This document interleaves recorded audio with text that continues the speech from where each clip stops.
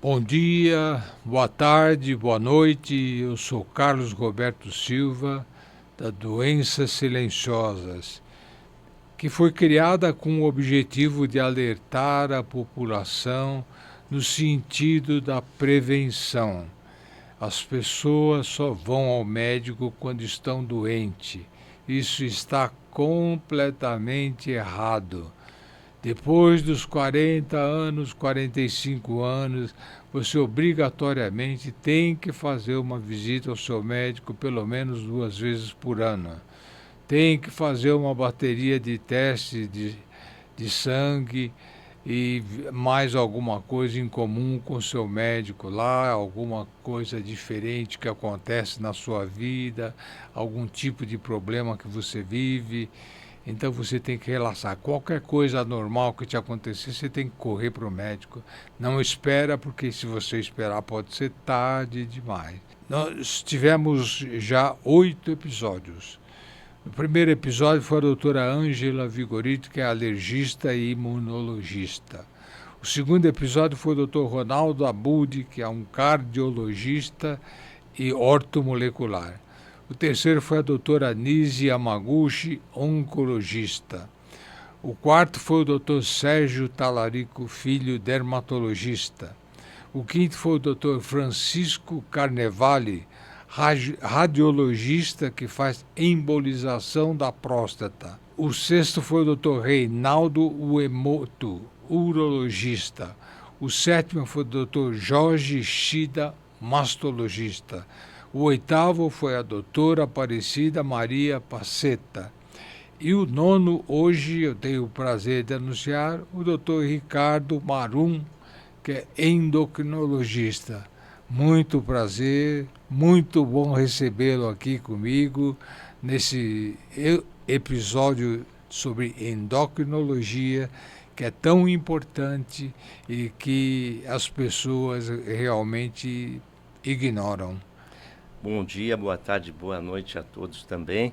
A honra é minha de estar aqui e poder esclarecer sobre essas doenças silenciosas da minha área. Eu sou endocrinologista, formado pela USP, com mestrado e doutorado por lá, e trabalhando nos ambulatórios lá do Hospital das Clínicas, inicialmente na academia, na área de crescimento e alterações da puberdade. Porém, no ambulatório privado, o endocrinologista trabalha sempre muito com obesidade, diabetes, problemas de tireoide, suprarrenal e assim por diante.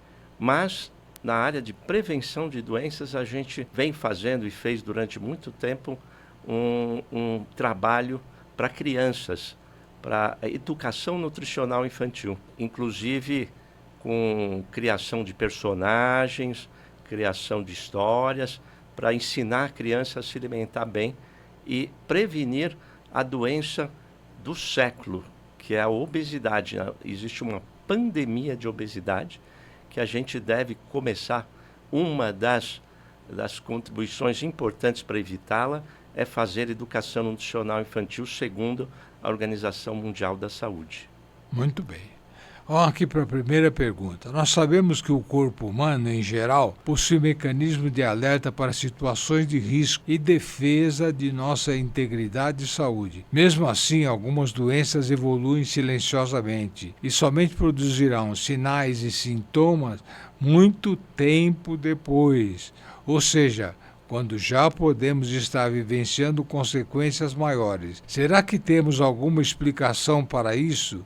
O quanto podemos confiar nesses alarmes? Há alguma possível explicação do porquê eles falham? Quando a gente vive, a gente se esquece que nós somos um organismo que começa com uma célula na fecundação, do espermatozoide e o óvulo, e essa célula vai dar origem a uma quantidade inimaginável de células ao longo da formação do embrião. Primeiro essas células vão se multiplicando, formando tecidos, os tecidos formam os órgãos. Mas para a gente imaginar na vida adulta quantas células, quantos pedacinhos vivos, que nós temos no corpo, a gente precisa pensar PIB americano, mais ou menos, em dólares. Mais do que o PIB. O PIB americano, acho que em 2024, foi 29 trilhões, quase 30 trilhões de dólares. Nós temos na nossa célula do corpo, células no corpo adulto, 37 trilhões de células em média.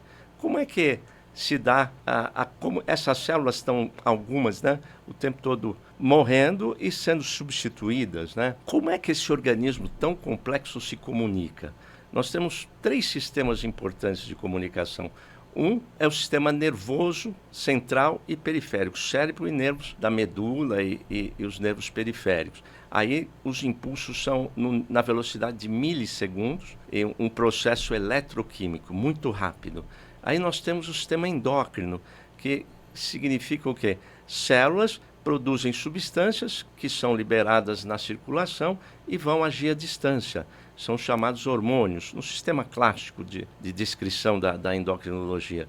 E o terceiro sistema é o sistema de defesa imunológico. Então, esses sistemas, na verdade, estão integrados, mas eles têm um certo limite de informação. Isso é um dos aspectos, é o limite desses sistemas de informação que faz com que demore um certo tempo para que algumas doenças sejam informadas e a gente tome consciência delas. E, ultimamente, esse sistema tem sido desafiado por uma doença específica que, na verdade, é visível ao olho, nem cada um tem uma interpretação, que é o acúmulo excessivo de gordura no corpo, que tem muitas consequências, mas é muito a interpretação desse acúmulo, né, levando ao sobrepeso e obesidade, é muito pessoal. Como consequência desse acúmulo, nós vamos ter o aparecimento de várias doenças, que talvez seja o objetivo da nossa próxima pergunta. Tá. Na sua área mais específica de atuação, a endocrinologia, quais doenças citaria como exemplo de patologias silenciosas?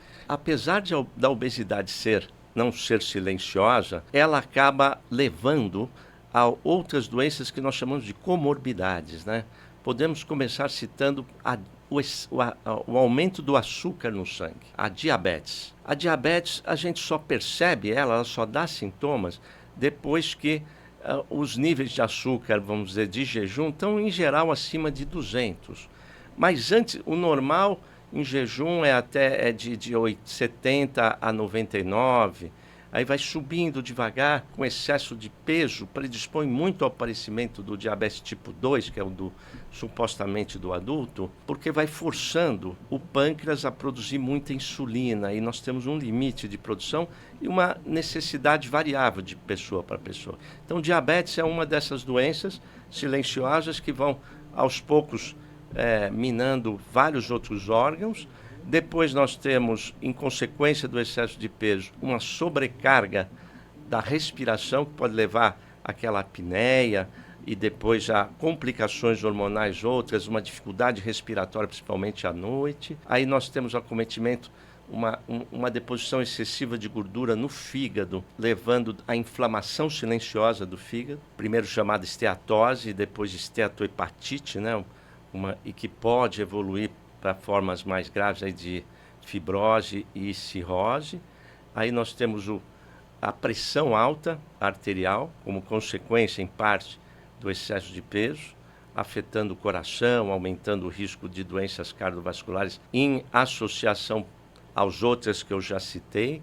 E temos o acometimento dos rins também por excesso de peso. A diabetes nada mais é que também o pâncreas sendo forçado, né, a produzir um excesso de insulina no diabetes tipo 2 e não dando conta.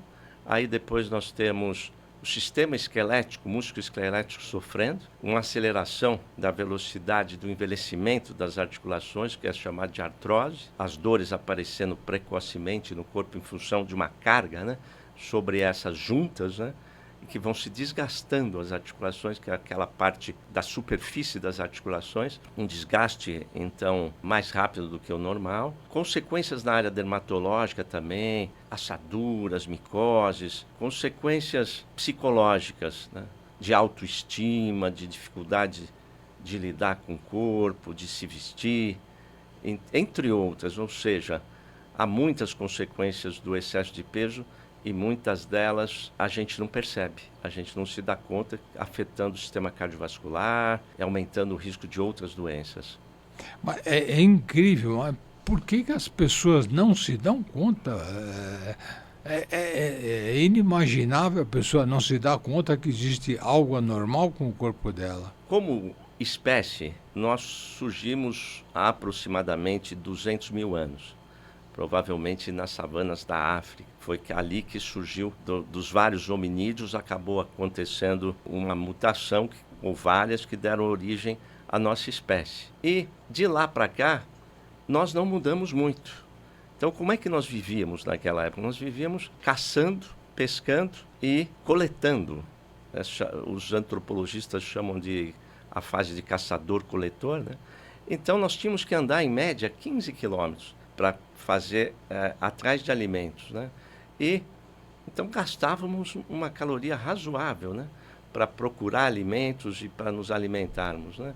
Além disso, depois de muito tempo, a nossa espécie acabou descobrindo a agricultura, mais ou menos há 10, 12 mil anos atrás. Isso provocou uma grande mudança, né, no estilo de vida. Foram as comunidades que eram na fase de caçador-coletor, elas eram pequenas, talvez 50 grupos, grupos de 50, alguma coisa que a gente hoje em dia pensaria em tribos. E aos poucos, alguém descobriu ali no Oriente Médio que se plantasse trigo, a sementinha ali colocada na terra, ela daria origem à planta, e começou o processo de agricultura. Com isso, as comunidades foram aumentando e surgiram as primeiras cidades. E, ao longo de muitos anos, né, isso se espalhou pelo mundo, né, essa tendência à agricultura. As primeiras comunidades maiores eram muradas em torno de 10 mil pessoas, mas já mudava o estilo de vida, né? Houve até nessa época um decréscimo da altura média dos cidadãos. Por quê? Porque quando você caçava e coletava, etc., você tinha uma alimentação mais equilibrada. Quando você passa a plantar alguma coisa e depender mais daquilo, você não tem todos os nutrientes. Então, durante um primeiro período, e a altura, né, é algo assim que mede bem a saúde e a qualidade da alimentação, a estatura média da população, houve até um decréscimo. Aí nós fomos indo, muitos acontecimentos históricos, mas no começo do século passado, a gente teve algumas grandes revoluções. Primeiro aconteceu o descobrimento de vacinas, a melhora do saneamento básico, água, esgoto. Depois o descobrimento de antibióticos, saúde pública melhorando. Isso levou a um aumento progressivo da nossa idade média como espécie, né? Começando nos países desenvolvidos e depois se espalhando para outros países menos desenvolvidos. Com o aumento da idade, da nossa possibilidade de viver mais, a gente também foi sendo, a medicina preventiva foi sendo desafiada para as doenças crônico-degenerativas, para as quais o nosso sistema não estava preparado. Esse sistema todo de sinalização que eu descrevi antes. Então, para descobrir precocemente essas doenças, nós precisamos lançar mão de outros meios, né, propedêuticos de investigação, que são os exames de laboratório, os exames de imagem, que, graças a Deus, também, e aos cientistas, se desenvolveram demais. Isso explica, em parte, né, por que a gente não criou esses sinais para doenças desse tipo, que são chamadas crônico-degenerativas. Ou seja, elas são doenças de longa duração e que são consequências, vamos dizer assim, do nosso estilo de vida e do tempo que a gente já viveu. Muito bem. Podemos começar, dentre todas as citadas, a entender melhor por que vivemos uma pandemia de obesidade e, consequentemente, uma epidemia das doenças associadas a ela. Exatamente. Então, em continuidade a essas ideias já apresentadas, além dessas mudanças que levaram a um aumento de tempo de vida, aconteceu uma alteração da cultura alimentar e também da estrutura arquitetônica das cidades. Isso tudo, em princípio, começou nos Estados Unidos da América do Norte. Primeiro, com a criação de um conceito, dois irmãos ali Los Angeles, ou na periferia de Los Angeles, que primeiro trabalharam em Hollywood fazendo cenários.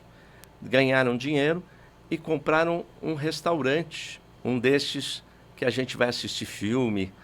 Antigamente você chegava com os carros e comprava comida, era um restaurante ao redor de Los Angeles, né? E eles fizeram bastante dinheiro, mas eles se cansaram de pratos quebrados, copos, roubos de talheres, problemas trabalhistas. E eles resolveram fechar e reabrir com um conceito completamente novo. Eles criaram a cozinha industrial, eles tiraram tudo que precisava de talher, de copos, assim, de vidro, e na cozinha eles padronizaram. O pão vai ser sempre o mesmo, o hambúrguer vai ser sempre igualzinho, as batatas eu só compro de um produtor e eu frito elas sempre do mesmo jeito. Esses irmãos são os irmãos McDonald, que fizeram essa revolução e criaram o fast food, né? Junto com os fast food, eles não eram tão pretensiosos, não eram muito gananciosos em termos financeiros, mas apareceu um outro indivíduo que tinha conhecido, que tinha mentido a idade para servir de ajudante nas ambulâncias da Primeira Guerra Mundial, na Cruz Vermelha. Ele saiu dos Estados Unidos e foi para a Europa, e lá ele conheceu o Disney, Walt Disney. E os dois estavam mais ou menos no mesmo trabalho. O Disney começou a fazer sucesso muito antes que ele, mas ele sempre admirou o Disney e a estratégia do Disney, que era descobrir um nicho completamente novo, que era o marketing dirigido a crianças. Todo esse conceito, né? Eu faço um filme, em cima desse filme eu vendo a musiquinha, eu vendo brinquedinhos, eu vendo camisetas e tudo mais, e faço o divertimento das crianças e das famílias. Esse outro indivíduo chamava-se Ray Kroc. Ele, na época que os irmãos McDonald's criaram esse fast food, né, essa primeira lanchonete, vamos dizer assim, ele vendia máquinas de milkshake. Então, ele começou a ter como cliente importante os irmãos McDonald's. Ele falou, vou conhecer essa novidade aí. Quando ele chegou lá, os olhos dele brilharam e ele pensou, vou espalhar isso aqui pelos Estados Unidos e pelo mundo. E ele acabou convencendo os irmãos McDonald's a criarem franquias, né? E com isso, realmente, ele espalhou pelos Estados Unidos e pelo mundo o fast food. E junto com isso, o conceito de marketing também para criança, né? Ele falou, não sou do ramo de alimentação, não é exatamente esse o meu ramo é divertimento. Então, eu vou também criar. Primeiro ele tentou convencer o Disney, né, a levar uma lanchonete na Disneylândia.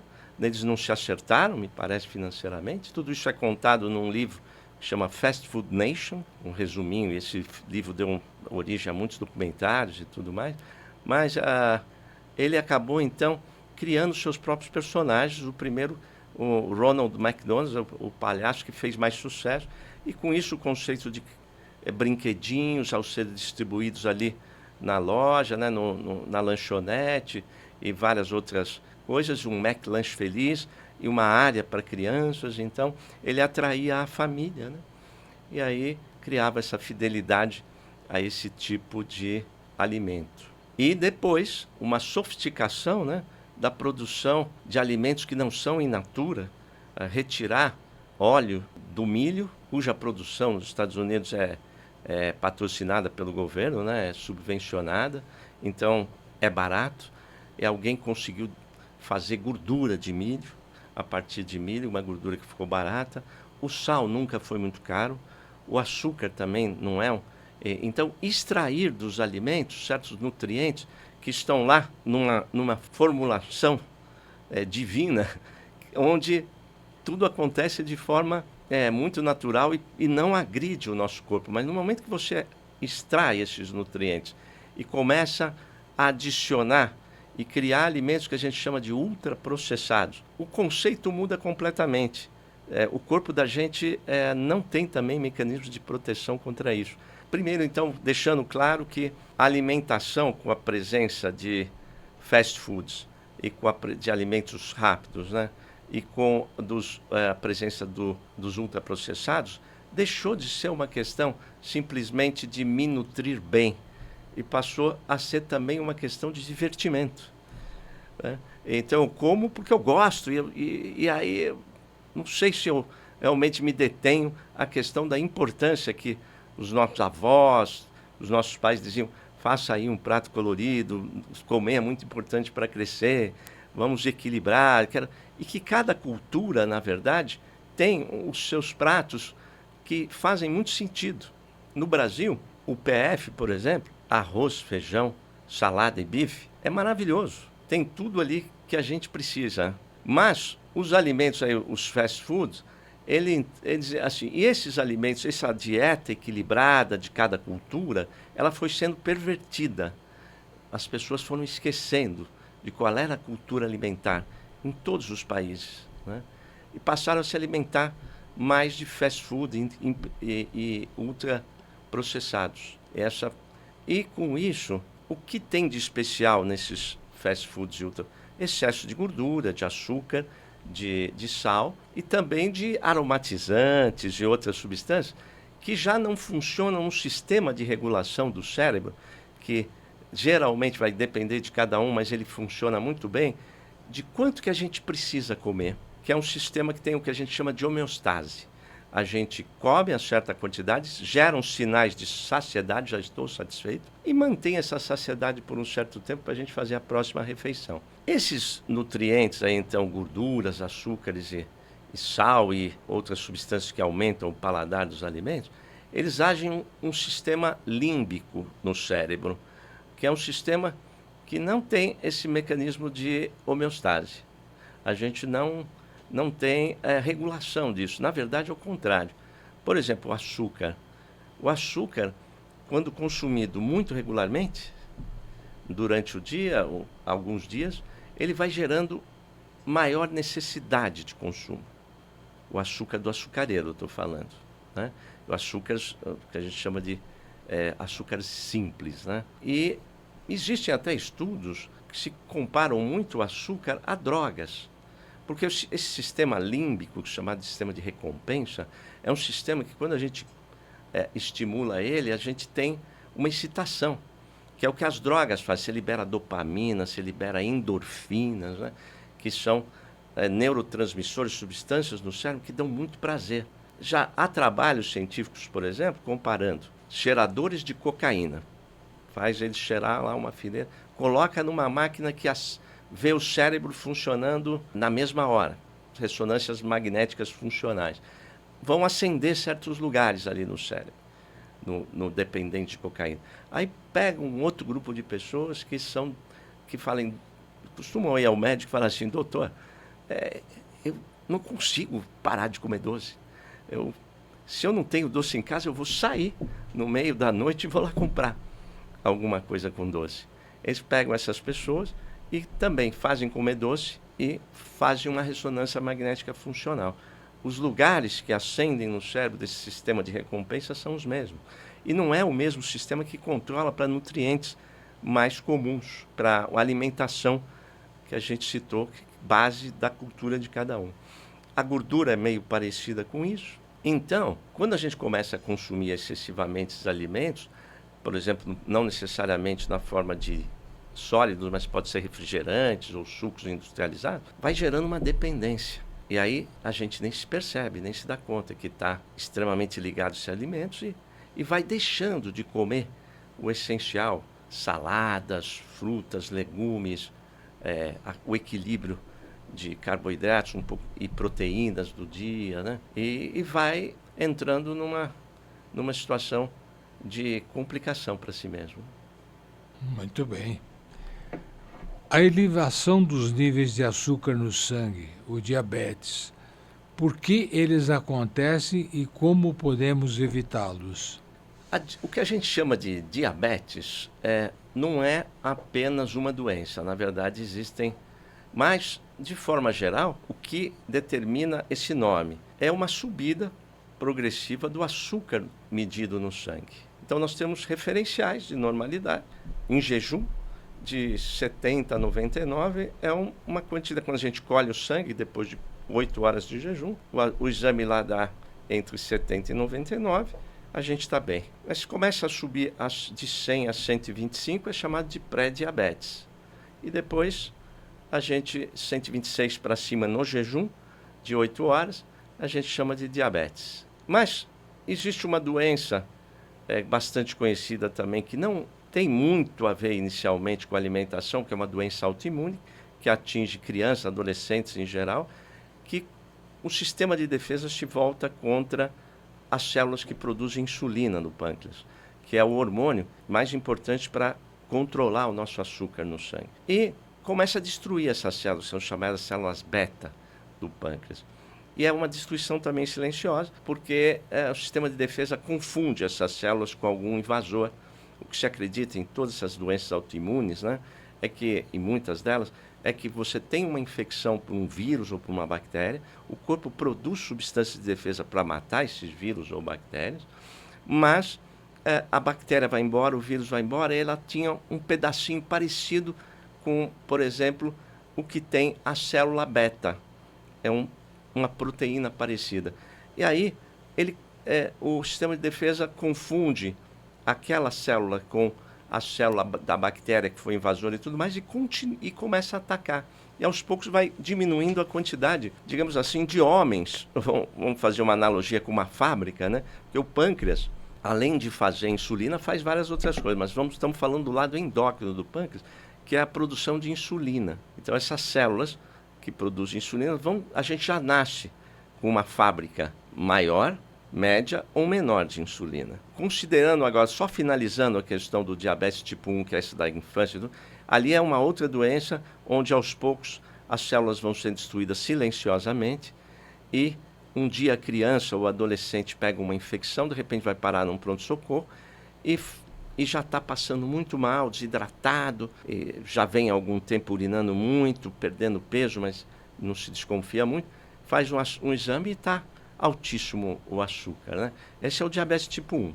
Mas o diabetes que tem aumentado e que é uma pandemia, uma epidemia mundial, está associado a esse excesso de peso, é outra coisa. Quando a gente vai ganhando peso, aquele pâncreas, então, que é uma fábrica de insulina, ele vai sendo obrigado a produzir mais insulina. Surge um fenômeno que se chama resistência à ação de insulina. E vai forçando esses homens a fazer, as células beta, né?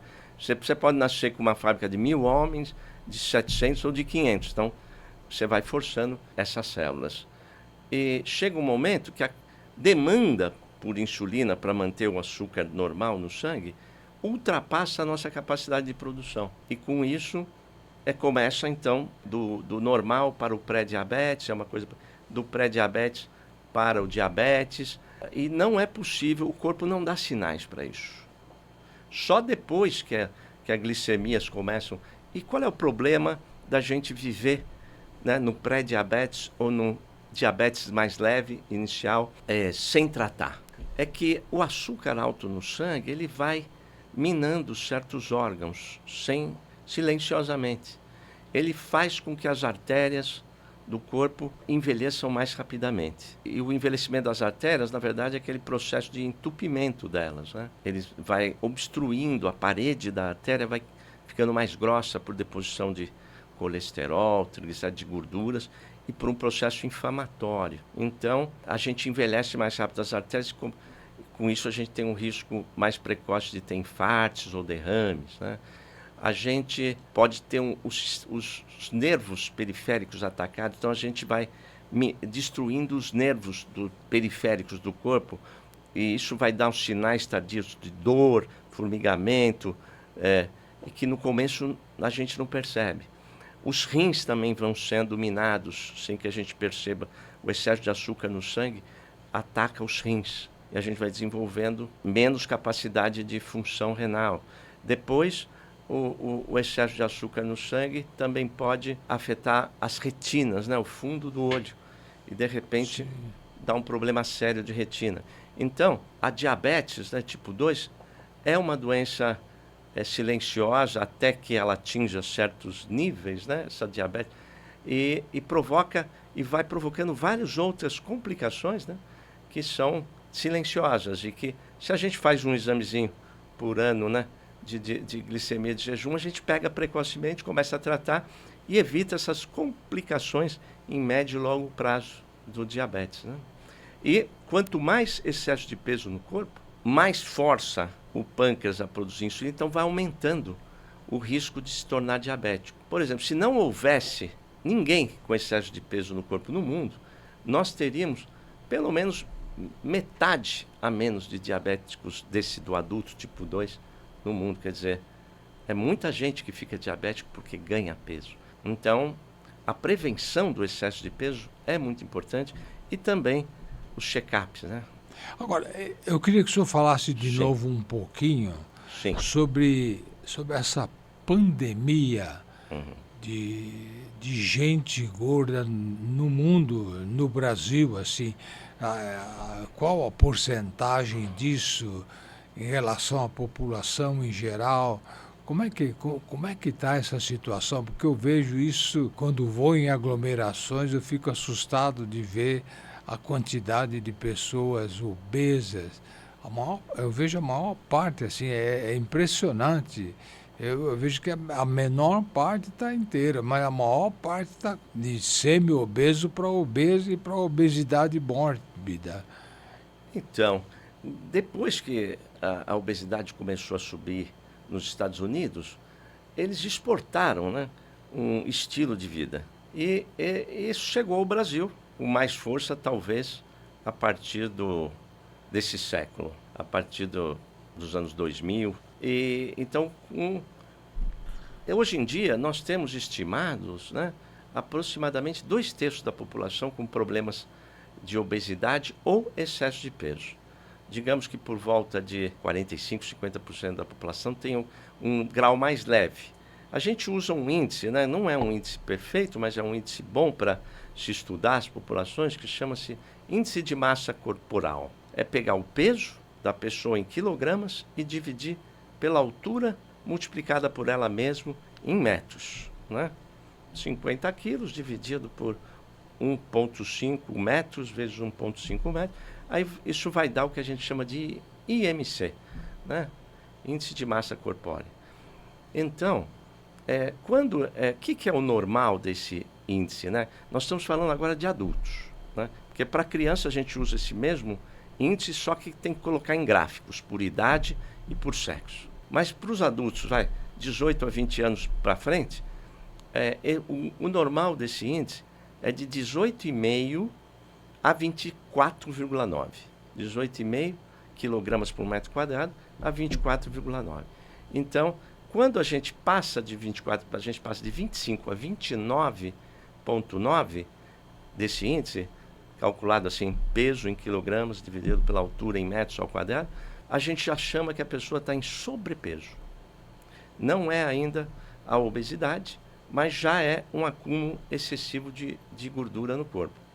A incidência é enorme. A incidência de sobrepeso é 45% da população. 45%. É muito alta, é muito alta. Aí a obesidade começa a se chamar de obesidade de 30 a 34,9 obesidade grau 1, de 35 a 39,9 obesidade grau 2 e de 40 para cima, obesidade grau 3 ou mórbida, é outra denominação. Por que o excesso de peso já é importante, né? Porque ele já começa a aumentar o risco para essas doenças associadas à obesidade, né? Agora, no Brasil, além desse fenômeno nos adultos, né, nós tivemos um fenômeno quase recorde no mundo, que foi o aumento de incidência de obesidade, de sobrepeso e obesidade em crianças. Nos últimos 20 anos, o sobrepeso e a obesidade quadruplicou nas crianças, né? E o que explica tudo isso, além das mudanças, né, na alimentação, o estilo de vida também e a distribuição, quer dizer, a arquitetura urbana, né, diminuiu a nossa possibilidade de gasto calórico também, que é um ponto que a gente ainda não falou, né? Antigamente, eu nasci aqui na cidade de São Paulo, eu pegava a minha bicicleta com 10 anos, saía da aclimação e ia para o Ibirapuera, por exemplo, ou andava aqui no bairro, passava o dia andando de bicicleta, voltava para almoçar, meus pais, a gente não tinha celular, não tinha nada. Então, as portas eram abertas, né? A gente fechava a casa às 10 horas da noite, não tinha muro alto, não tinha nada. Então, as crianças brincavam na rua e, naturalmente, estavam ali gastando calorias, né? E o adulto, de certo modo, quando você também não tinha tanto transporte coletivo, andava para pegar ônibus, pelo menos isso. Depois surgiu o metrô, subir e descer a escada. Então, à medida que a cidade foi ficando mais perigosa, à medida que as crianças foram ficando mais presas em apartamentos, isso que eu chamo de uma mudança da arquitetura, a cidade foi crescendo e não tem tantos parques, tantos lagos, tantos lugares para a criança brincar. E para o adulto também foi ficando mais complicado, a gente foi gastando menos calorias. Então, o acúmulo de gordura ele depende, né, de duas coisas, de poder consumir mais e mais de alimentos mais calóricos, né? E gastar menos. Então, essas duas variáveis influenciaram nessa pandemia, tanto no Brasil quanto, vamos pegar a Europa, vamos pegar China, vamos pegar Japão. E, eventualmente, nos Estados Unidos, por exemplo, a pandemia é mais intensa nas populações menos favorecidas economicamente. No Brasil, ela é mais distribuída ao longo de todas as camadas sociais. Não tem tantas.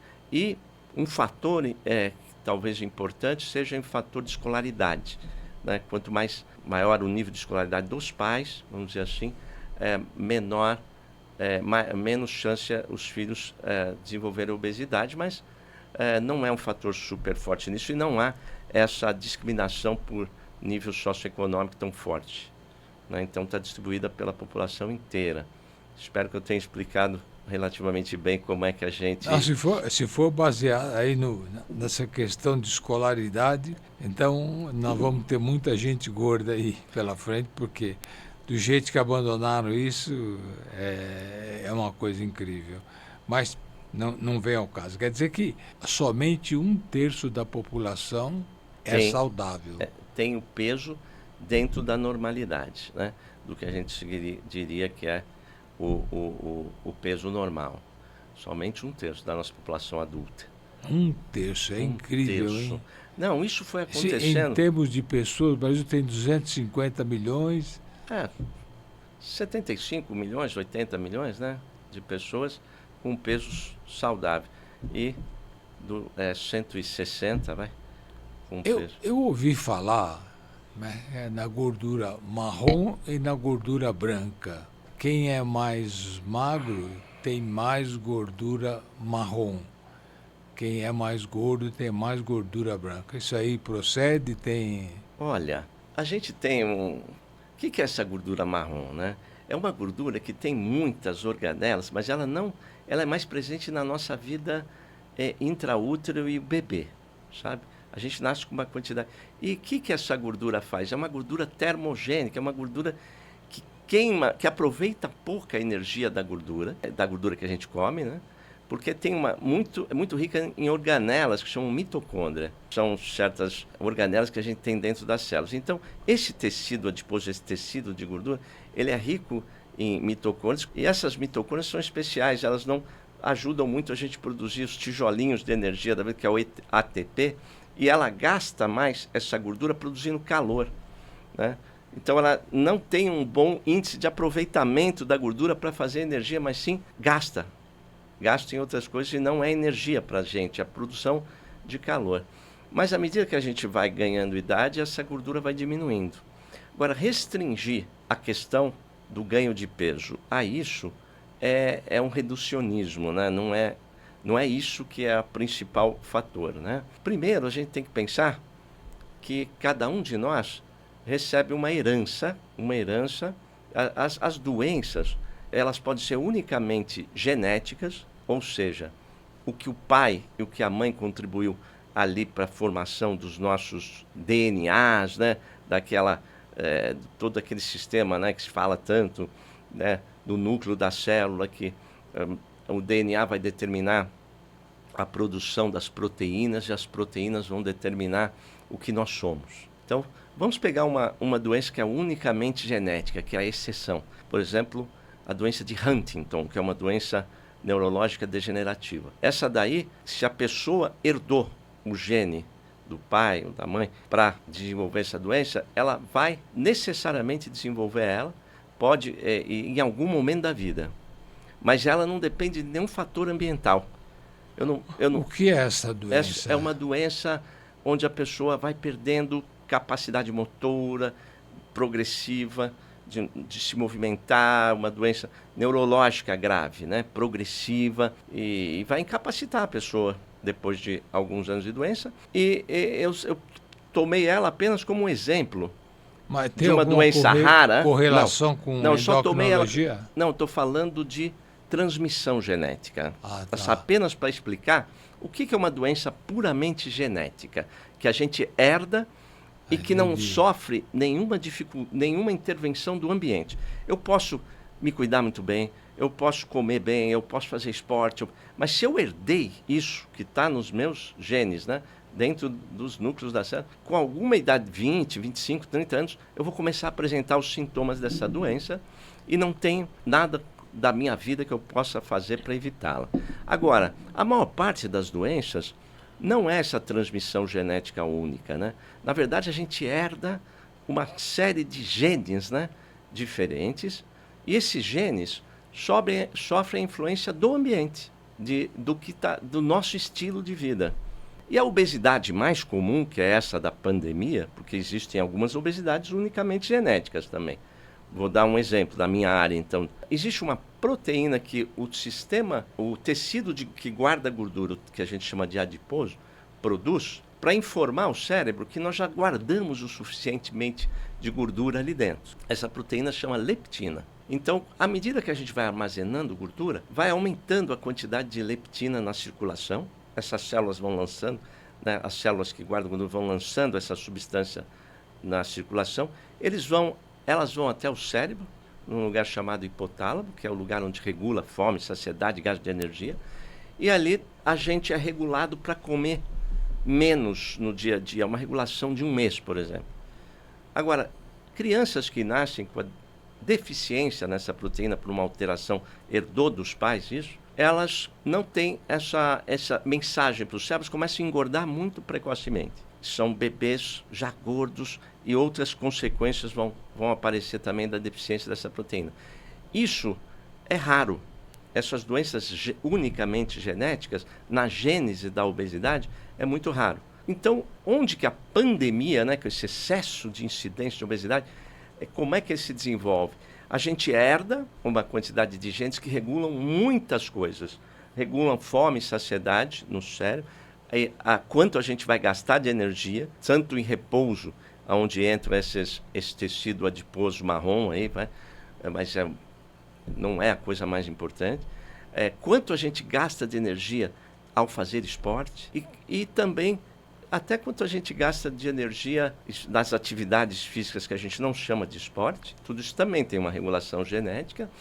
E quando a gente come também, a gente gasta um pouco de energia, chama-se efeito térmico dos alimentos. Então, como eu tinha falado anteriormente, o nosso sistema genético, a nossa genética, ela não mudou muito. Então, nós fomos selecionados, na verdade, para sermos poupadores de energia.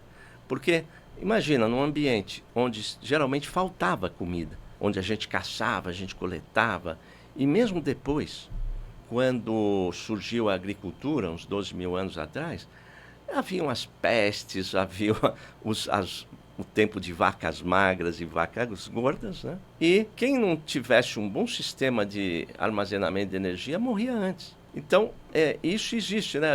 Os nossos genes são selecionados de acordo com aquele que adapta mais ao ambiente, né? E, nesse sentido, os mais adaptados ao longo de todo o desenvolvimento da nossa espécie são os poupadores de energia. Então, a maior parte de nós não está preparado para o que aconteceu no ambiente. Sim. Por isso é que tanta gente é acometida. A maior parte de nós, se comer mais do que a gente, né, comer um pouco mais, dependendo, a gente começa a engordar. O senhor me remete aí ao meu passado, à minha juventude. Certo. Eu comia uma barbaridade, mas comia muito. Mas o nível de atividade que eu tinha era tão grande, tão grande, tão intensa, que assim, eu não engordava de jeito nenhum. Eu me lembro que eu comia bolo. Minha mãe fazia um bolo de nozes incrível. E eu comia quase que meio bolo. E eu era magérrimo, mas magérrimo.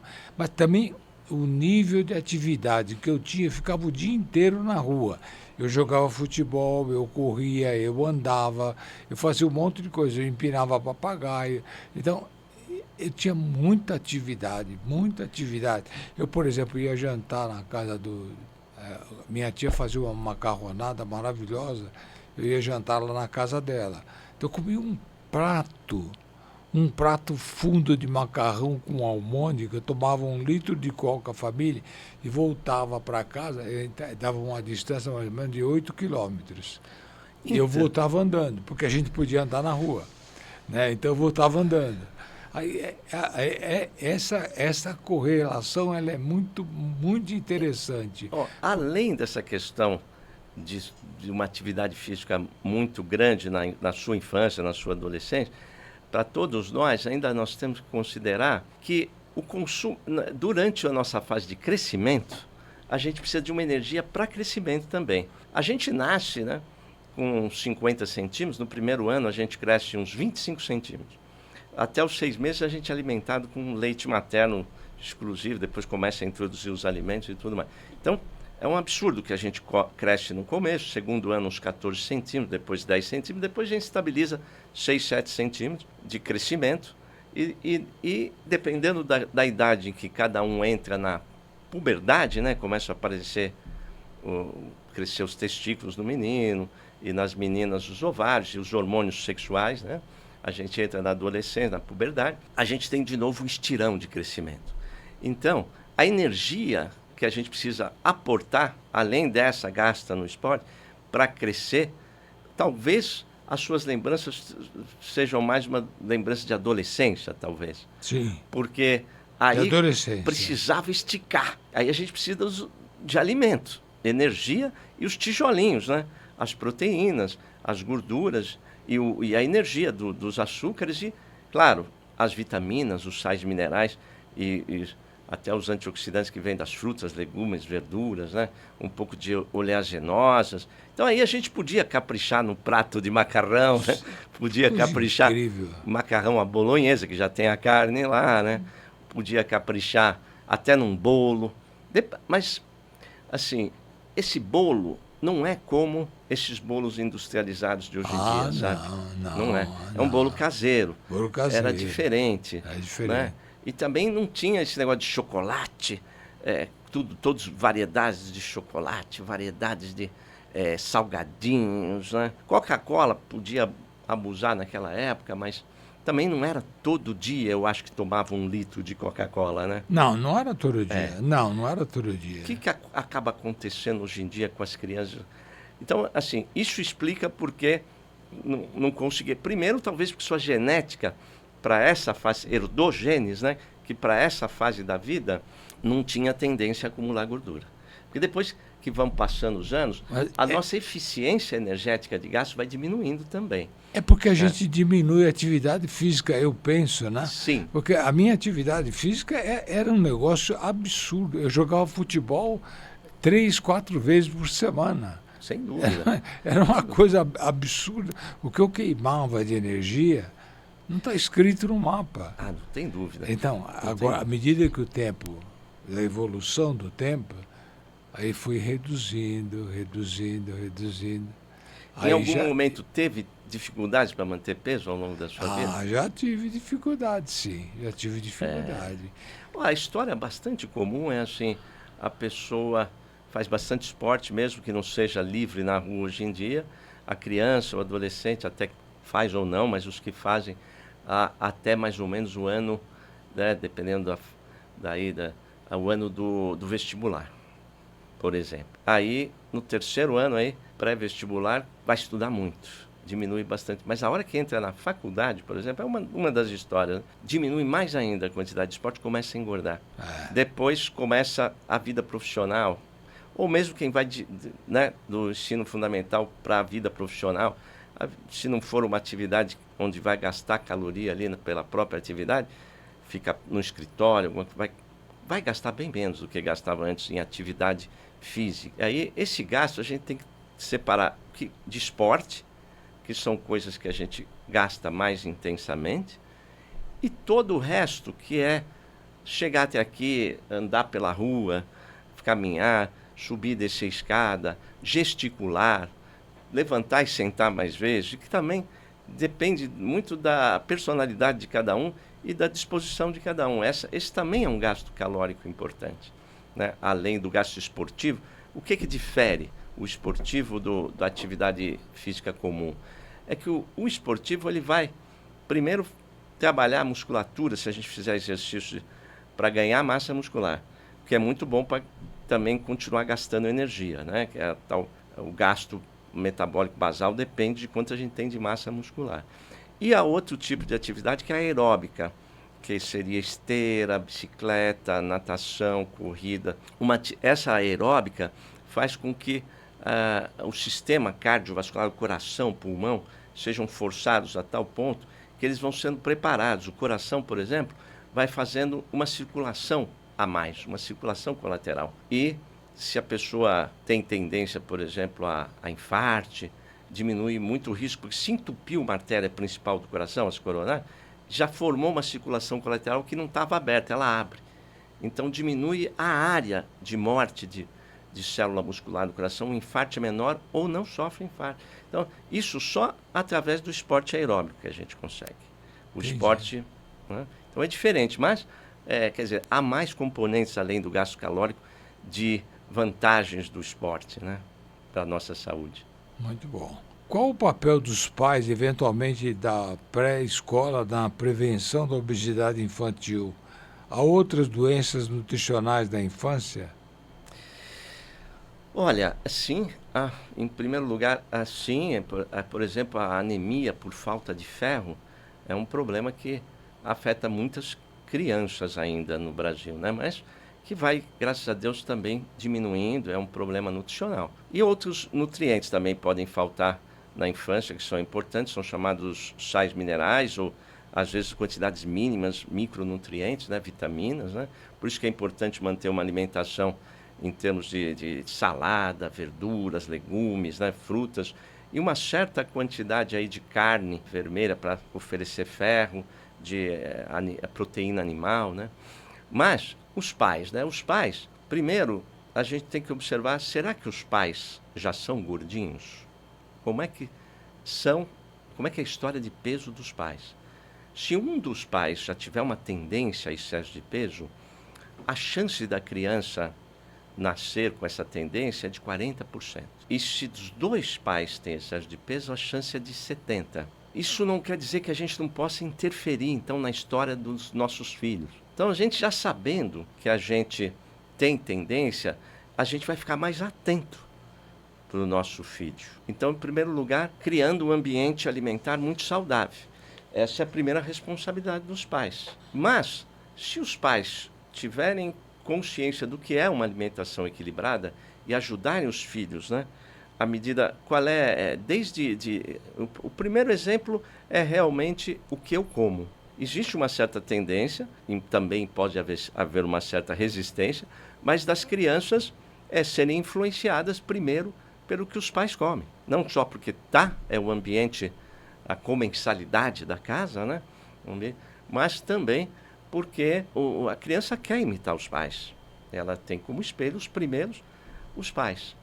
E depois, quando ela já entra para a escola, os pares, né? As crianças da mesma idade influenciam muito também. Por isso que a gente fala primeira idade, pais, mas à medida que entra na pré-escola, o que os coleguinhas vão comer, o que eles falam, o que eles levam, também influencia muito. Nesse sentido, que a Organização Mundial de Saúde se preocupou, desde uma publicação em 1997, foi quando ela se deu conta e fez saber ao mundo que existia essa pandemia, lançando um compêndio, né?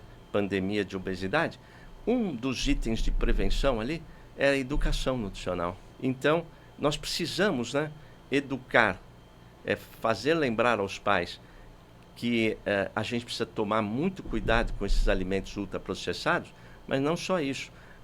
Um café da manhã equilibrado, é o café da manhã básico, não tem problema. Para criança que pode, leite, pãozinho com manteiga, coisa simples mesmo. Depois frutas ao longo do dia. O próprio arroz e feijão é maravilhoso, o substituto.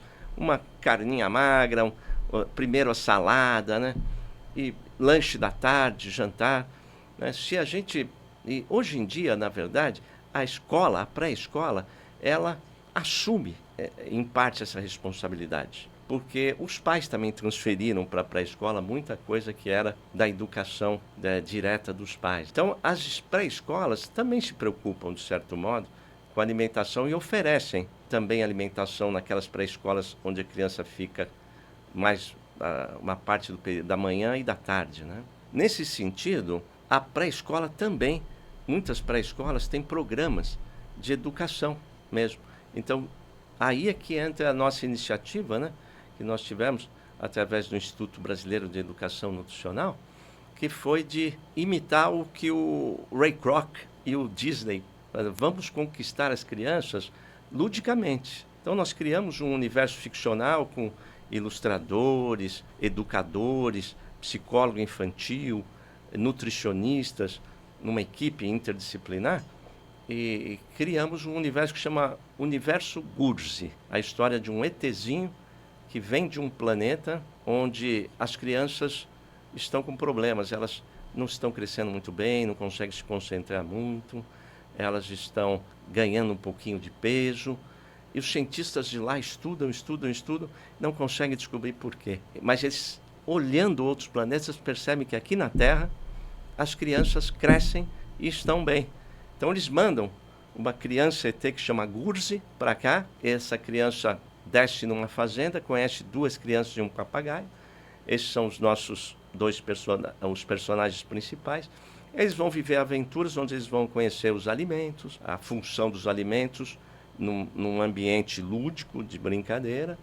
E com isso, aos poucos, isso para que idade que é? Começa a ser interessante dos 3 até os 6 anos. Isso está disponível aí no YouTube, chama A Viagem de Gurzi. Gurzi se escreve Gurzi, Gurzi, A Viagem de Gurzi. Tem os primeiros 7 episódios, depois tem outros clipes. E que qualquer pré-escola pode utilizar. Já tem algumas aqui. Nós também fizemos muito tempo um trabalho recebendo formandas em nutrição, o último ano de nutrição, que a nossa nutricionista da clínica orientava para fazerem trabalhos em pré-escolas. A princípio nós usávamos fantoches, e quem realmente criou esses personagens para nós, desenhou para nós, né? Nós tínhamos criado a ideia deles, ele desenhou para nós e deu vida, foi o Ale Abreu, que é um grande ilustrador brasileiro, um grande animador, né, de desenho animado. Ele quase ganhou o Oscar, né, com O Menino e o Mundo, há algum tempo atrás. Então, estou divulgando isso porque acho importante estar aí à disposição de todas as pré-escolas e dos pais, se quiserem entrar no YouTube e ajudarem os seus filhos a se ligarem mais numa alimentação saudável, se protegerem, né, contra o excesso de ultraprocessados e fast foods, né, alimentos rápidos. Muito bem. E qual o papel do esporte no processo de emagrecimento e como se comportam os ossos e músculos? Como iniciar um projeto de ginástica? Olha, quando a pessoa já ganhou peso, seja qualquer idade, existem as exceções, mas geralmente você tem uma tendência a ficar um pouquinho mais preguiçoso. Você também pode estar dormindo mal, e se você dorme mal, se você tem uma má... esse dormir mal significa respirar mal à noite, ter ronco e ter a parada de respiração que chama apneia. Você fica você fica sonolento, você fica mais lento. E a preguiça, às vezes, porque você realmente não adquiriu aquele hábito, você sente que não tem aptidão para fazer esporte e você fica com preguiça mesmo. E aí, como é que a gente começa? Como é que a gente estimula? Olha, cada um gosta de uma coisa, a gente tem que ir pelo gostar. Para a criança também, a escutar o que a criança gosta e dentro desse gostar, o que a gente pode oferecer para ela dentro de cada família, né? Mas queimar calorias, né, é uma parte importante, não só para ajudar a emagrecer, mas para prevenir várias outras doenças que nós estamos aqui, né? Agora, se a gente fica com excesso de peso por muito tempo, as nossas articulações gastam mais rapidamente, mas não é só isso. Não é só isso. A gente também sente mais dores, porque as células que guardam gordura, elas, quando tem gordura em excesso, elas começam a liberar substâncias que inflamam o corpo da gente. Então a gente sente mais dor. Então no começo, a gente começa aí com caminhadas, a gente faz os exames também de coração, ecocardiograma, teste ergométrico, para ver se está tudo bem com o coração, com o sistema cardiovascular, com o pulmão e tudo. Uma vez liberado, vamos começar com as coisas mais simples, a caminhada, depois começa a perceber que pode caminhar, que pode, vai criando uma rotina. E a partir daí, alguns gostam mais de academia, outros gostam mais de fazer uma natação, uma luta, ou um esporte coletivo. Mas queimar calorias é muito importante para o processo de emagrecimento. Mas ainda é mais importante, ao longo do processo de emagrecimento, adquirir esse hábito para depois conseguir manter peso. Porque perder peso é uma parte do desafio, bastante difícil já. Mas manter o peso depois é um desafio ainda maior. E se a pessoa tiver, então, adquirido, introduzido na sua vida, né, o esporte, a chance dela manter peso aumenta enormemente. Muitas vezes a gente é obrigado a lançar mão de medicamentos, né, para reduzir consumo, às vezes para aumentar um pouquinho o gasto calórico também, e suplementos alimentares no esporte, né, que ajudam a queimar mais. Mas, assim, e em algum momento, a medicação nós vamos ter que diminuir, deixar numa dose mínima ou suspender. E esse é o momento que a gente chama de momento de manutenção, que acho também muito importante continuar indo no médico, no profissional que está te ajudando a emagrecer e depois a manter peso. E a gente precisa manter peso, uma vez conquistado o peso inferior, por pelo menos 2 anos. 2 anos, 3 anos. A partir daí, todo o sistema de homeostase, de regulação do corpo, começa a favorecer a manutenção do peso. Porque as células adiposas, né, as células que guardam gordura, a gente, quando come demais, elas se multiplicam. E a gente tem um número maior de células, principalmente na primeira infância, na adolescência e na gravidez para as mulheres. E uma vez multiplicadas essas células, ela, para deixar de ter capacidade de... Ela volta a ser um pré-adipócito depois de algum tempo. Ela deixa de ter capacidade de guardar gordura. Mas para isso demora 2 a 3 anos de peso mantido. E aí, se a gente estiver gastando mais, fazendo esporte, e até se divertindo, né? O legal é se divertir com o esporte. A gente, depois de 3 anos, a gente manteve peso e o corpo da gente deixa de puxar a gente de volta para o excesso de peso. Interessante. Eu tenho uma passagem muito, muito interessante que eu vivi. Uhum. Eu fui ao meu médico, eu estava com um pouquinho de sobrepeso, eu trabalhava muito estresse, muita coisa, tinha 3 empresas, era uma loucura, aquilo me consumia. Então o médico me disse, você passa a comer mais salada, tudo bem. Aí, mas só que eu comi uma bacia de salada. E eu falei para ele, escuta, eu estou fazendo o que o senhor me manda, mas eu não emagreço. Ele falou, peraí, qual a quantidade que você está comendo? Eu digo, eu como uma bacia. Ele falou, mas não vai... Ele falou, fecha o seu punho. Ó, esse aí que cabe de comida, esse aí que você tem que pôr. Mais que isso não vai dar certo. Olha, eu acho que ele não estava tanto assim preocupado com a sua quantidade de salada, mas talvez a quantidade de batata, de fritura de carne, né, se a gente controlar. Porque salada, pelo menos estamos nos referindo a folhas verdes. O componente principal de salada, tem muita gente que pensa, come salada? Eu como tomate com pepino, uma cenourinha. Mas cadê a folha verde? Cadê o alface, o almeirão? Cadê a selga? Quer dizer, esse é o componente principal de qualquer salada. Depois você tem os legumes associados, que também são importantes. Mas todos esses alimentos, mas principalmente as folhas verdes cruas, né, elas vão oferecer para a gente as fibras. E fibras são carboidratos não absorvíveis, mas que são alimentos para as bactérias boas do intestino. Claro que no começo, se a gente não adianta só aumentar a salada, acho que é isso que o seu médico quis dizer naquela época, né? Se aumentou a salada, você continua comendo um pratão de arroz e feijão, a macarronada da mama em excesso, está tomando refrigerante ou não, está tomando... Aí entram para os adultos os alcoólicos, né? Quanto é que a gente toma de vinho, quanto a gente toma de cerveja, quanto é que vai de caipirinha, como é que está de pão. Agora, a salada, quando a gente começa a abusar, no começo, vamos dizer, muita salada pode gerar muitos gases, pode gerar um certo desconforto e depois, porque essas bactérias boas, elas estão se multiplicando, né? A gente tem uma flora intestinal, né? Que também é objetivo de muito estudo hoje em dia, né? Que existem bactérias, né? Assim que a gente nasce, o nosso tubo digestivo, né, começa a ser colonizado por bactérias. E a gente pensa em bactérias sempre uma coisa ruim, invasiva do corpo, mas não. A gente faz simbiose com alguns desses micro-organismos que ajudam a gente na defesa. Se a gente parar para pensar, o alimento ele não é estéril. O alimento tem uma série de bactérias, o vírus, um monte de coisa. Então, quando a gente come, o tubo digestivo está recebendo bactérias que podem ser danosas para a gente. Mas, se a gente tiver bastante dessas bactérias que são boas e que só fazem coisas boas para a gente, faz até uma parte da digestão, produz substâncias que equilibram o cérebro da gente também, protege, então são a primeira barreira para a entrada de bactérias e vírus, né? E são desintoxicantes também. A gente forma uma flora saudável que, inclusive, pode nos proteger contra o excesso de peso. Porque existem bactérias que fazem parte da nossa flora que predispõem a gente à obesidade e outras bactérias que protegem a gente contra a obesidade. E como é que a gente obtém essas bactérias boas? Como é que a gente faz crescer as melhores?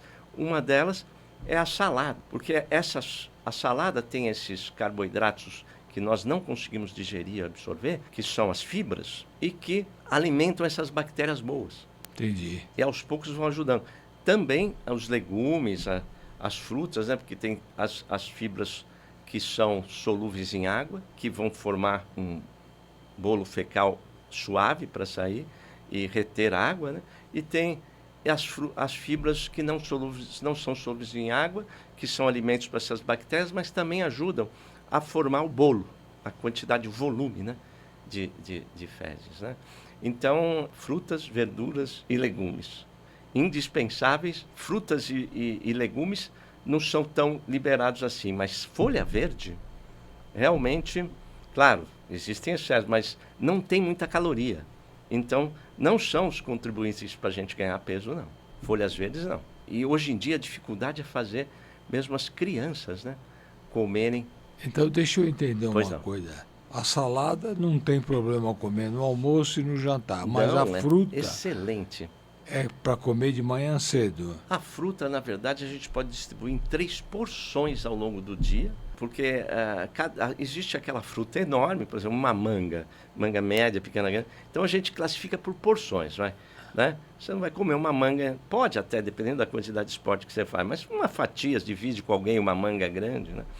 Então a gente chama de porções, maçã e tal. Então vamos distribuir 3 porções ao longo do dia, talvez até 4, depende da faixa etária, mas realmente se comer fruta demais, aí pode engordar. Mas geralmente o mal das frutas não é quando a gente come, é quando a gente faz delas sucos. Isso aí a gente perde vitaminas, sais, minerais e fibras, e a gente consome uma quantidade de caloria muito maior. É diferente você comer a laranja, com o bagaço, inclusive, que naquela parte branca da laranja a gente tem pectina, que é uma fibra maravilhosa, que é desintoxicante, também alimento para essas bactérias boas, e arrasta as gorduras, por exemplo, para fora, assim como as saladas.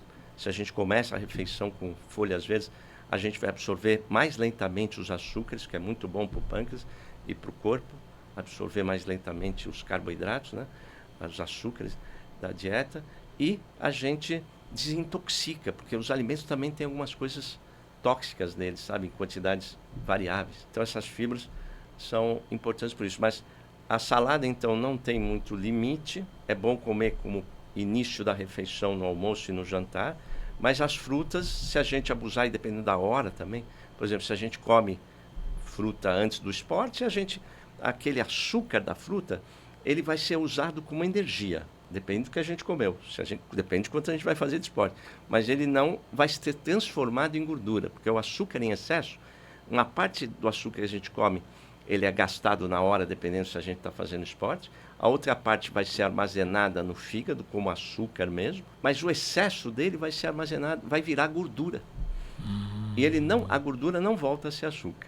Então, à noite é negativo comer açúcar. À noite não é muito legal, nós temos que tomar mais cuidado, tanto com a quantidade de arroz, feijão, macarrão, pão, batata, quanto com a quantidade de frutas. Só que tem gente que fala assim, olha, eu janto, até aí vou bem, mas depois eu pego um prato de frutas e vou comendo e vou... Aí você pode engordar por causa da fruta. Você não vai gastar, você vai armazenar uma parte ali no fígado, na forma de glicogênio, que chama, e vai ao longo da noite, vai gastando um pouquinho desse açúcar armazenado, a gente tem uma reserva pequena de açúcar, mas o excesso vira gordura. Entendi. Escuta, como considerar a questão do peso ideal, como calcular e planejar uma meta de peso, seja para crianças e adolescentes, assim como nos adultos? E a história de peso, primeiro a gente tem que saber como é que é a tendência dos pais e, principalmente, como é que, se for criança, né, e adolescente, como é que é a história, como é que foi os 2, 3, 4 anos, e a gente tem que criar metas paulatinas e progressivas. A gente não pode falar, você tem que chegar. A criança, ela cresce. E para a criança é calculado em relação à altura. É o índice de massa que a gente vai mudando. É o peso em relação à altura. Então, a gente pode, às vezes, começar um emagrecimento suave e progressivo. E a criança, à medida que ela vai crescendo, ela vai chegando na relação de peso com altura, vai diminuindo o índice de massa, porque o denominador aumenta nessa divisão aí. O índice de massa dela vai diminuindo porque ela está crescendo. Então, a gente pode ir num projeto mais lento, dependendo de como a criança chega, né? Mas, na verdade, programar perda de peso nunca é bom. A gente tem que entrar no processo de ir mudando os hábitos, de ir mudando devagar primeiro a alimentação, depois de estimular um esporte, depende de cada pessoa. Mas vamos dar um exemplo prático em adultos. Vamos supor que a pessoa precise perder 30 quilos. Ela acha que precisa perder 30 quilos. Por exemplo, um adulto de 1,70 m que tem 100 quilos. Ela fala, meu peso ideal é 75, é 70. Ah, tá bom. Mas me conta uma coisa, como é que você foi durante a infância? Você teve, há quanto tempo? Eu tive, com 18 anos eu estava com 75, 80 quilos.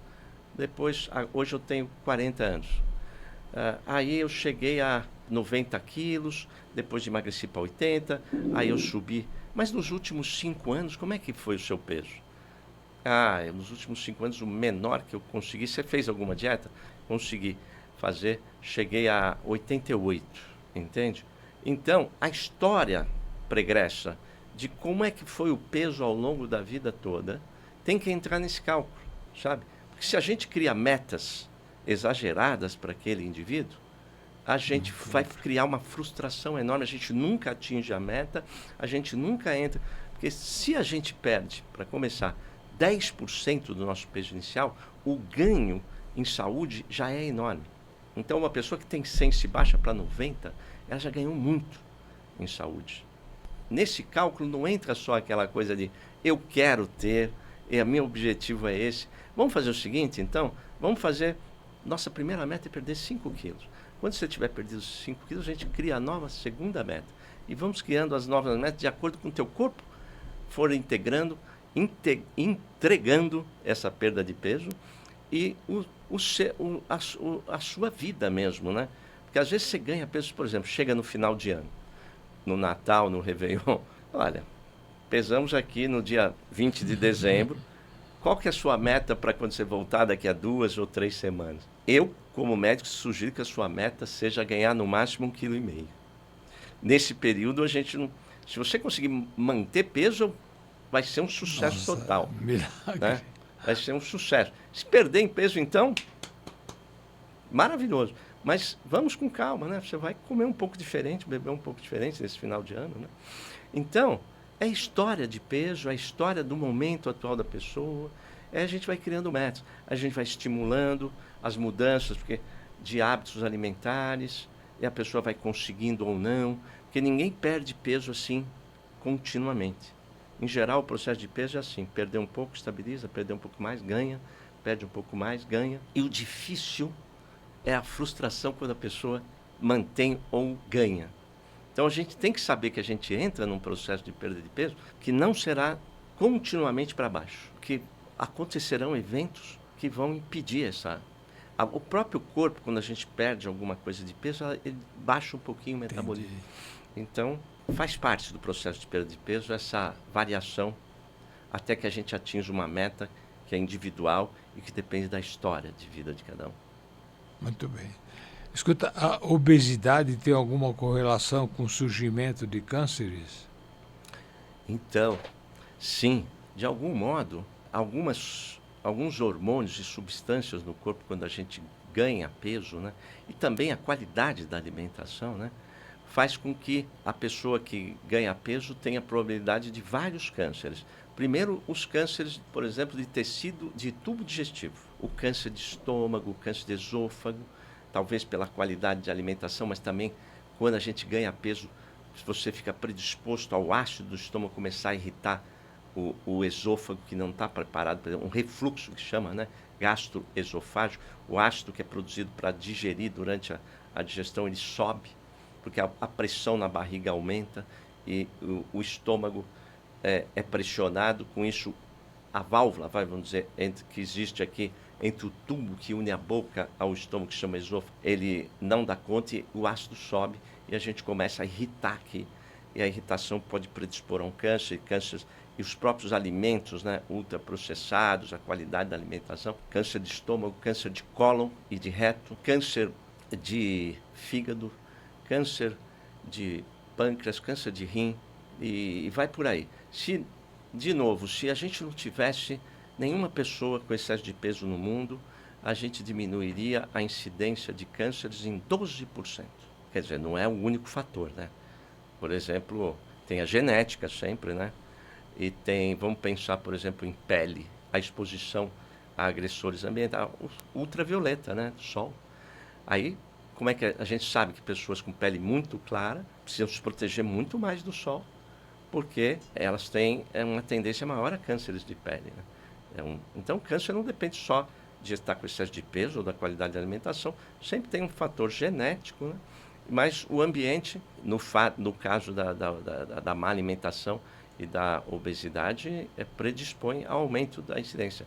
Câncer de mama, por exemplo, aí já a maior parte um princípio meio comum que predispõe aos cânceres, quando a gente engorda, é o aumento da insulina, aquilo que eu tinha citado antes. O que eu não expliquei ainda é assim: onde a gente ganha peso, onde no corpo a gente vai distribuir esse excesso, é genético. A gente pode começar a engordar o corpo inteiro. Aí nós vamos chamar isso de obesidade universal, que a gordura se distribui pelo corpo inteiro. E a gente pode ganhar peso da cintura para baixo. A gente chama isso de uma obesidade tipo pera. Ou a gente ganhar mais peso na barriga, que a gente chama de obesidade tipo maçã, vamos dizer assim, mas também obesidade visceral. Então, a distribuição da gordura, quando a gente come demais, vai depender da nossa genética, já é determinado geneticamente. Mas, de forma geral, quando a gente acumula toda a gordura que a gente pode acumular no tecido subcutâneo, embaixo da pele, a gente começa a acumular gordura dentro da barriga, em volta dos órgãos e no fígado. E o que acontece? O fígado, ele tem um limite. Aí ele começa... Esse aumento de gordura no fígado faz com que o pâncreas seja obrigado a produzir um excesso de insulina, que ele gera uma resistência à ação de insulina, também faz com que as gorduras comecem a subir no sangue, o colesterol, triglicérides, mas especificamente em relação aos cânceres, o aumento de insulina, a insulina é um hormônio que faz multiplicar a célula. Então, começa uma predisposição, quem já tem predisposição a câncer, com aumento de insulina, o câncer vai aparecer mais facilmente. Entendi. Entende? Além disso, nas mulheres, por exemplo, quando elas ganham peso, elas produzem mais hormônio feminino. E o hormônio feminino, estradiol, é um risco para muitos dos cânceres de mama. Então, o câncer de mama aumenta, a probabilidade de câncer aumenta na obesidade. E mesmo quando a mulher já teve o câncer, é bem provável que ela depois emagrecer vai ajudá-la a ter menos riscos de volta, de recidiva do câncer. No homem, por exemplo, a gente tem um aumento de predisposição ao câncer de próstata na obesidade, também por questões hormonais. Então, sim, existe uma correlação grande e fatores que predispõem ao aumento da incidência de cânceres na obesidade também. Interessante. Para o diagnóstico e tratamento de todas essas doenças citadas, precisamos de exames e visitas ao médico. Qual seria o intervalo ideal de tempo entre um check-up e outro? Quantas visitas ao médico ao longo da vida? Eu diria que depende muito da idade, como já foi citado, né? Mas, assim, uma vez por ano, eu acho o mínimo. Fazer exames de sangue, fazer exames de imagem, dosar o açúcar no sangue, dosar as gorduras no sangue, que também aumentam muito com a obesidade, né? Mas independente dela também. Dosar no caso do homem, o PSA, né? Que é o único marcador realmente de sucesso, né? De câncer que tem na medicina até hoje, né? O PSA, né? Que quando ele começa a subir, antes de aparecer uma alteração na próstata, fazer um raio, depende também dos hábitos, se for um tabagista, que é o pior de todos os fatores ambientais para a saúde humana, né? Ele já está quase sendo ultrapassado pela obesidade, né? Mas o cigarro ainda ganha na destruição de saúde, né? O tabaco. Mas, por exemplo, se for um tabagista ou viver numa cidade poluída como a nossa, né? Que já corresponde mais ou menos a fumar 2 a 3 cigarros por dia, né? A poluição nossa, né? Aí fazer raio-x de tórax, fazer se possível, um ultrassom de abdômen, né? No caso das mulheres, a partir de uma certa idade, a ultrassom da mama e depois a mamografia, né? No caso dos homens, a visita ao urologista. Então, o mínimo de uma vez ao ano, fazer um check-up. Agora, de certo modo, o Brasil ele tem uma cultura de check-up superior a, por exemplo, os Estados Unidos. Muito superior a muitos países da Europa, que não têm essa cultura. É interessante, porque eu, por exemplo, eu faço no mínimo 3 por ano. Então, 3 vezes por ano eu vou ao médico. E sem contar os episódios extraordinários, que quando surge alguma coisa que me deixa desconfiado, eu corro para o médico. Então, eu procuro, eu sou um indivíduo assim que eu cuido da minha saúde exemplarmente. Parabéns. Eu tenho um controle inacreditável. E como eu conheço um pouco do meu organismo, porque eu tenho 80 anos, então a gente tem que se conhecer, tem que conhecer o organismo, né? Então eu procuro, eu mais ou menos sei os exames que eu tenho que fazer. Eu já sofri muito, por exemplo, com a próstata, eu já fiz embolização da próstata, eu já fiz uma série de coisas. Então, eu estou bem escolado nesse sentido. Então, aí, por experiência pessoal, parabéns aí pela sua dedicação à saúde, porque, novamente, quer dizer, o seu título principal, né, de todas essas palestras, as doenças silenciosas, né, de fato, não tem como, nós não temos, assim, somente observando o próprio corpo, ou mesmo passando por uma consulta só com estetoscópio. Eu ainda faço a propedêutica clássica, que é auscultar o coração, o pulmão, palpar fígado, palpar baço, né, palpar o abdômen e observar a pele e tudo mais. Mas a evolução da medicina nos dá a chance, né, vem progressivamente nos dando chance de pegar doenças que nós não sentimos, que somente pelo exame propedêutico normal de consultório não é possível, né, pegar. E muitas dessas doenças tratadas precocemente, elas vão ter cura. Outras nós começamos a controlar, que são as que ficam crônicas, né? Que são diabetes, a pressão alta, as gorduras altas no sangue, a gente começa a tomar um comprimidinho baixa, diminui a velocidade de envelhecimento das artérias, diminui o risco de infarto, de derrame, de entupimento das artérias da perna e tudo mais, de qualquer do sistema circulatório.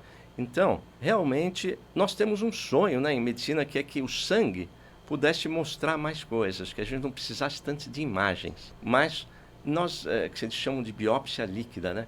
O único exemplo que eu citei agora é essa proteína que chama PSA, que realmente ela sobe no sangue.